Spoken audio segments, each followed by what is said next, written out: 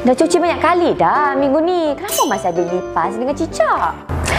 Mesti korang ingat sisa-sisa makanan ni yang akan menarik lipas dengan cicak kan? Tapi sebenarnya bau busuk pun boleh menarik lipas dengan cicak tau. Untuk kabinet kayu yang tidak tahan kelembapan dan mudah menyerap bau, mesti dijauhkan bahan seperti plywood 3 lapis dan plywood tunggal. Kalau nak tukar, mesti pilih Ricoh Cabinet yang lebih 10 tahun Aluminium Product Manufacturing Technology. Anda boleh design pattern yang anda suka. Ricoh Cabinet menyediakan one-stop service, design dan installation boleh diselesaikan dengan sekaligus. Anda boleh pilih bahan yang berbeza untuk membuat permukaan kabinet anda juga tahu. Ricoh Cabinet ni dibuat daripada bahan aluminium, jadi takkan senang serap bau dan tahan karat. Cicak dengan lipas pun takkan senang datang lagi dah. Nak pasang kabinet yang baru? Hubungi kami atau datang ke showroom kami sekarang.